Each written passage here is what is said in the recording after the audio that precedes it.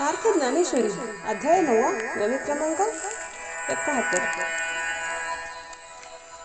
हे रवी संकल्पाची साज वेळे नावे कती मिरे जती बुद्धींचे डोळे म्हणून अखंडितची परिसावळी भूत भिन्नैसे देखे. एरवी संकल्प रूप संध्याकाळांच्या वेळी ज्ञानरूप डोळे काही काळ अज्ञान रूपी अंधकाराने ग्रसले जातात. म्हणून मी अखंड एक रस जरी असलो तरी पण कल्पनेच्या संध्याकाळामुळे माझे स्वरूप विशेष रूपाने प्रकाशित व सामान्य रूपाने प्रकाशित जेव्हा असते तेव्हा अशा अर्धवट स्थितीमध्ये भूते मजहून वेगळी आहेत असे दिसते. तेची संकल्पाची सांज पैलोपे ते अखंडची आहे स्वरूपे. जैसे शंका जात खेवे लोपे साप पण माळेचे. तीच कल्पनेची संध्याकाळ आत्मज्ञानाच्या ज्या वेळी मावळते त्यावेळी मी अखंड अद्वैत रूप आहेत असे ब्रह्म नाहीसा झाला की मायेच्या ठिकाणी भासलेला सर्पपणा नाहीसा होतो. हे रवी तरी भूमी आतुनी स्वयंभा काय घडेया गाढवेयाचे निगती कोंभ परी ते कुलाल मतीचे गर्भा उमटले की. एरवी जमिनीतून गाडकी मडकी याचे आकार आपोआप प्रकट होतात का तर नाही, परंतु कुंभाराच्या कल्पनेच्या पोटामुळे मध्ये तो आकाराचा गर्भ असतो. तो अनेक रूपांनी प्रकट होतो. ना तरी सागरीची पाणी काय तरंगची आहाती खाणी ते अवातर करणी वारयाची नव्हे. किंवा समुद्राच्या अफाट जलामध्ये लाटांच्या खाणी असतात काय, परंतु जलांपेक्षा लाटा वेगळ्या भासविण्याचे काम वाऱ्याचे नाही का. पाहे पा कापसाच्या पोटी काय कापडाची होती पेटी तो वेठी तयाची आदिठी कापड झाला. असे पहा की कापसाच्या पोटामध्ये उपजतच कापडाचा गठ्ठा असतो काय, पण तो कापूस नेणाऱ्याच्या दृष्टीने कापड झालेला असतो. तरी सोने लेणे होऊन निघाडे तरी तयाचे सोने पण न मोढे. एरली अलंकार हे वरचिली काढे चेले तयाचे निभावे. जरी सुवर्ण हे अलंकार रूपाने नटले तरी सुद्धा त्यांच्या सोनेपणा मोडत नाही. स्वर्णाहून विविध आकारांचे अलंकार ते वरवर दिसतात. ते दागिने घालणाऱ्याच्या दृष्टीने दिसत असतात. सांगे पडी साधाची प्रत्युत्तरे कारी सातो अभ्यास करे ते आपले की साचोकारे ते तिची होते. खोल दरीमध्ये आपल्या शब्दांचा जो प्रतिध्वनी ऐकू येतो किंवा आरशामध्ये आपले बाह्य स्वरूप आपण पाहतो हे खरोखरच आपल्या बोलण्याचा किंवा पाहण्याचा परिणाम असतो किंवा आपल्या पूर्वीपासूनच ते तेथे होते ते सांग बरे. तैसी ये निर्मळे माझ्या स्वरूपी तो भूत भावना आरोपी तयासी तयाची संकल्पी भूता भासू. त्याचप्रमाणे माझ्या उपाधी रहित शुद्ध स्वरूपाच्या ठिकाणी जो भूताच्या उत्पत्ती आरोप करतो त्याला त्याच्या कल्पनेमध्ये भूतांचा भास होत असतो. त्याची कल्पती प्रकृती पुरे तरी भूतभासू आधीची सरे मग स्वरूपी उरे कसारे निखळा माझे. तीच भूताचा आभास असणारी कल्पनारूपी प्रकृती आत्मज्ञानाने जेव्हा नष्ट होते त्यावेळी मिथ्या रूप म्हणजे खोट्या भूते मुळातच संपलेली असतात आणि मग माझे निखळ स्वरूप शिल्लक राहते. हे असो अंगी भरली भवांडी तैसा बोंबत सती अरंडी तरंडी तैसी आपुलिया कल्पना खंडी गमती भूते. जर आपण गरगर फिरलो असता अंगात भोवळ येते आणि दऱ्या पर्वत आपल्या भोवती फिरत असलेले दिसतात. त्याप्रमाणे आपण सातत्याने कल्पना विलासात रमलेले असतो. त्यामुळे माझ्या अखंड स्वरूपात भिन्न भिन्न भूते भासमान होतात. त्याची कल्पना सांडोनी पाही, तरी मी भूते भूते माझी आठाई. स्वप्नीही परी नाही कल्पावया जोगे. त्या कल्पनेचा त्याग करून पाहिले तर भूतांच्या ठिकाणी तो भूते माझ्या ठिकाणी आहेत अशी स्वप्नामध्येही देखील कल्पना करण्यासारखी गोष्ट शिल्लक राहत नाही. आता मीच एक भूता ते धरता, त्वा भूता माझी मी असता. या संकल्प सन्निपाता आतुलिया बोलिया.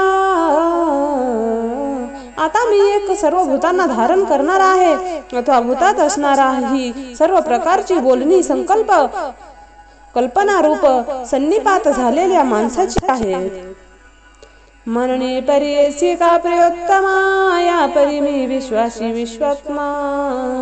जो या लटकिया भूतग्रामा भाषू सदा. म्हणून प्रियोत्तमा अर्जुना ऐक, याप्रमाणे जो विश्वाचा आत्मा आहे तो मी या मिथ्या रूप सर्व भूत समुदायाला सदैव उत्पन्न करण्यास योग्य असे अधिष्ठान आहे. रश्मीचे आधारे जैसे नवी त्याची मृगजळा भासे. माझ्या ठाई भूत जात तैसे आणि मातेही भावी. ज्याप्रमाणे सूर्याच्या तीव्र किरणांनी जमिनीवर पाणी नसतानाही मृगजळांचा भास होतो, त्याप्रमाणे सर्व भूत समुदाय माझ्या ठिकाणी मृगजळाप्रमाणे मिथ्या सहज आणि मी सूर्यकिरण प्रमाणे सत्यरूप समज. मी ये परीचा भूत भावनो, परी सर्व भूतांनी अभिन्न. तैसी प्रभानी भानू एकची ते. अशा प्रकारे सर्व भूतांना निर्माण करणारा असूनही सर्व सूर्य आणि त्यांचे तेज ही ज्या प्रकारे एकच आहेत, त्याप्रमाणे मी सर्व भूत मात्राहून वेगळा नाही. हा मुचा ऐश्वर्य योगो तो देखील की सांगो. आता सांगे काय येथ लागो भूत भेदाचा. हा आमचा ऐश्वर्य योग तुला उत्तम प्रकारे समजला ना, तर आता सांग बरे, मी सर्व महद्भूतापासून देहापर्यंत तत्वे यांच्यात काही भेद संबंध आहे काय. या लागी मजपासून भूते आणि नवती तो निरुते. आणि भूता वेगळी या माते काहीच न मनी हो. याकरिता माझ्याहून सर्व भूते वेगळी नाहीत आणि मलाही सर्व भूता वेगळा कधी मानू नकोस असे श्रीकृष्ण म्हणतात.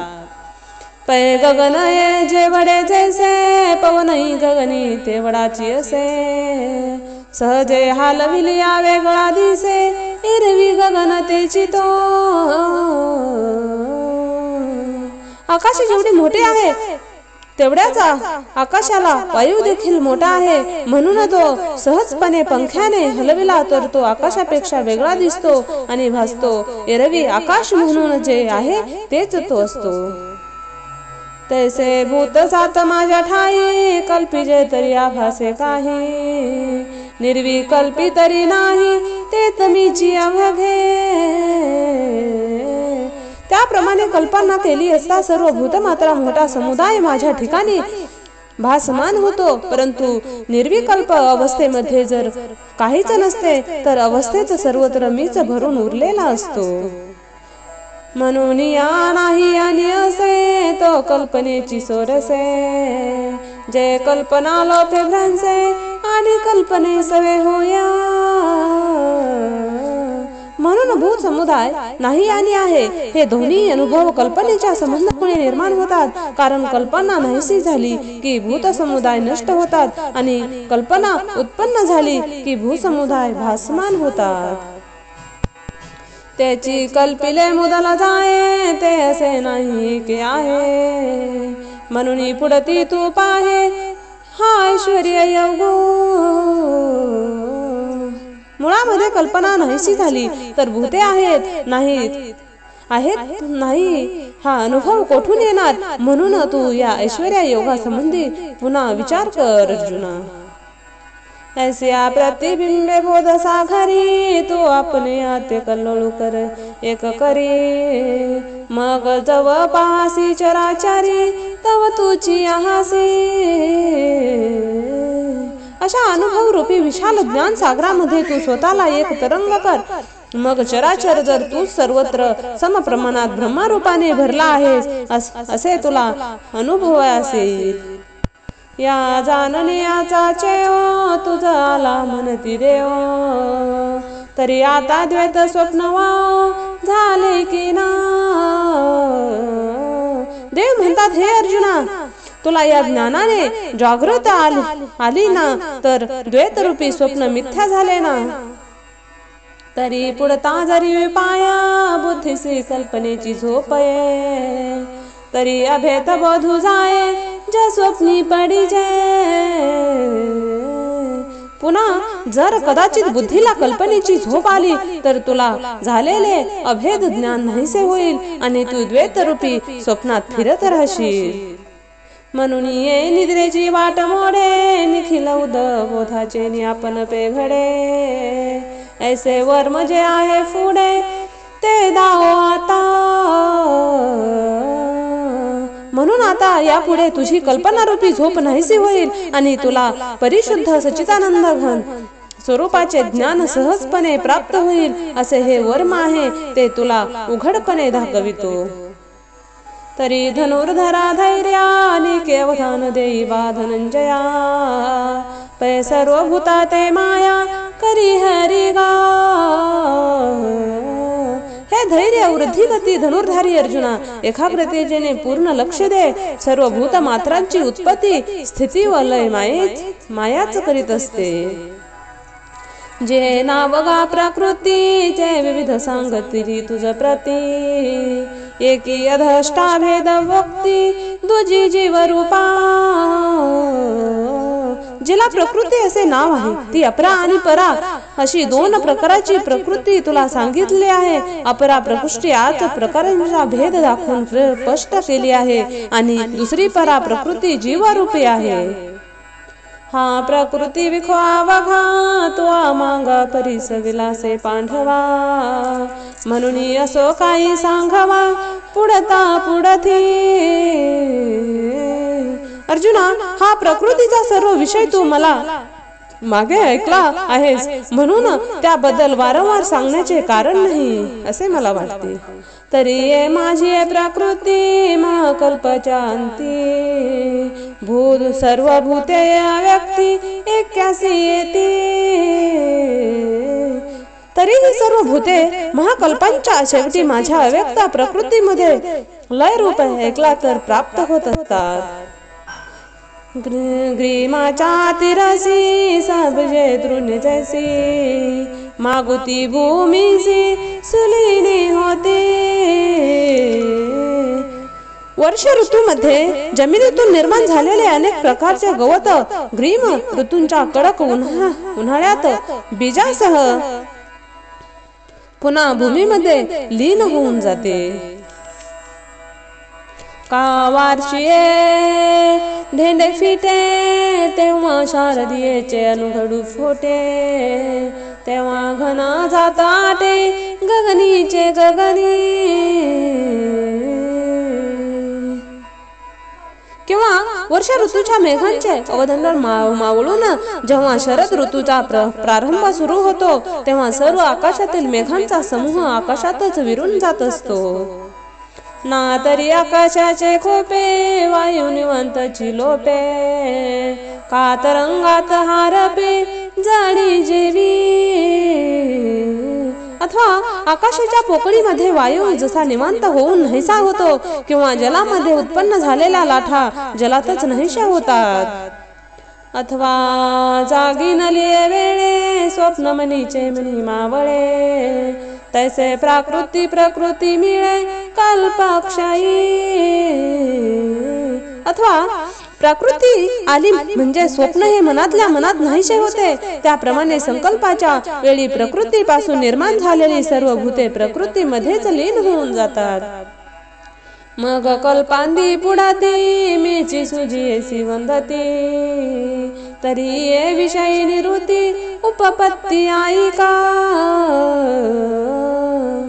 नंतर पुन्हा कल्पांच्या आरंभी मीच सृष्टी निर्माण करतो असे लोक म्हणतात, तर या विषयी खरा काय प्रकार आहे ते तू ऐक.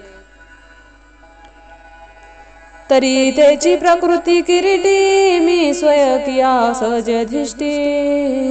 तेथ तू समावाय पाटी जे विनावनी दिसे.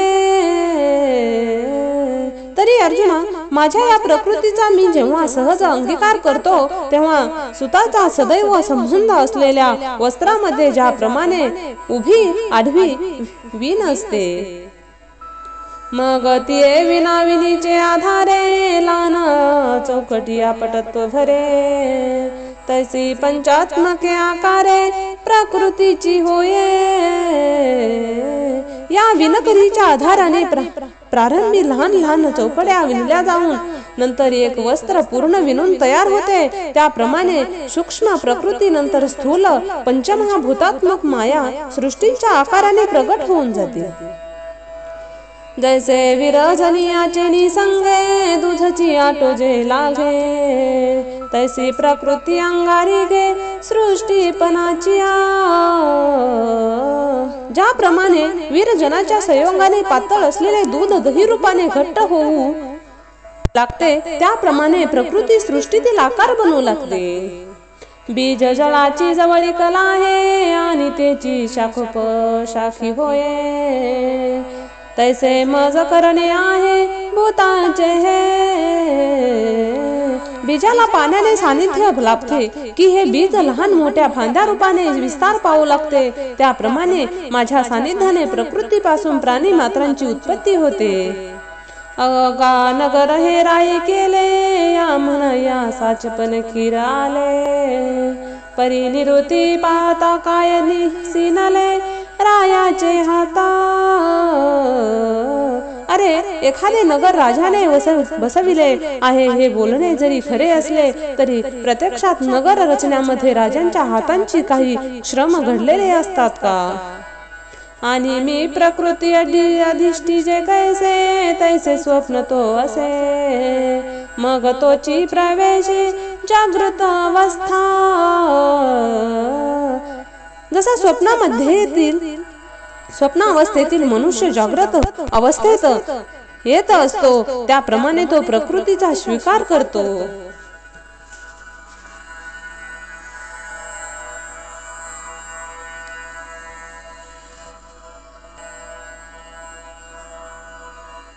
तरी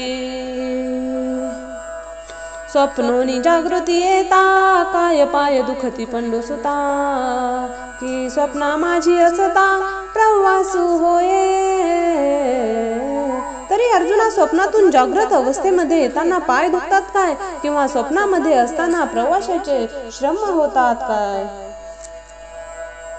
या अवघयाचे अभिप्राय काही जे हे भूत सृष्टीची काही. मज एकही करणे नाही ऐसाची अर्थ. या सर्व दृष्टतामधील अभिप्राय काय आहे म्हणशील तर काही भूतांची उत्पत्ती होते, त्या संबंधी माझे कर्तव्य एकही नाही, असाच हा दृष्ट मिथ्यार्थ आहे. जैसी राया दिष्टिली प्रजा व्यापारे आपुलिया काजा. तैसा प्रकृती संगोहा माझा येर करणे. ज्याप्रमाणे राजाचा आश्रय असलेली प्रजा आपापली कर्तव्य कर्म करीत असतात, त्याप्रमाणे प्रकृतीचे माझा केवळ कल्पित आधार आहे. बाकी सर्व कर्तव्य हे प्रकृतीचेच आहे. पाहे पा पूर्ण चंद्राची भेटी समुद्री अपार भरते दाठी. तेथ चंद्रासी काय किरीठी उपघा पडे. अर्जुना, असे पहा की पौर्णिमेच्या चंद्राची भेट होताच सागराला अपार भरती येते आणि त्यावेळी चंद्राला काही श्रम पडतात काय? जड परी जवळी का लोह जळे तरी जळे का.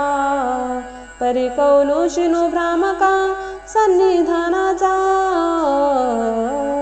लोखंड जर जड असते परंतु लोहचुंबका जवळ आले की ते हलते. लोहचुंबकाला लोखंड हलविण्याचे श्रम पाडतात काय?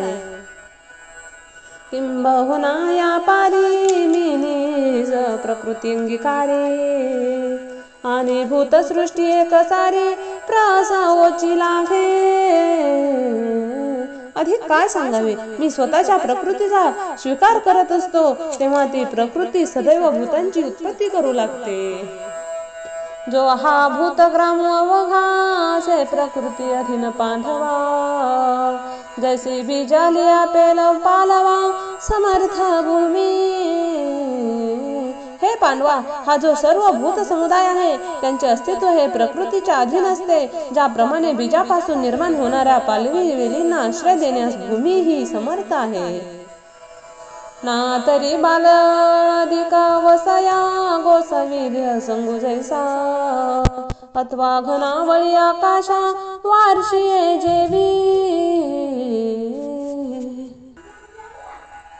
अथवा बालपण, तारुण्य, पडत्व, वृद्धफळात अशा अनेक अवस्थांना ज्याप्रमाणे देहसंग हेच प्रमुख कारण आहे, अथवा आकाशात मेघांचा अनेक पंक्ती निर्माण होण्यास वर्षकाळ कारण आहे. स्वप्नासी कारण निद्रा तैसी प्रकृती हे नरेंद्रा या अशेषाई भूत समुद्रा गोसाविली गा.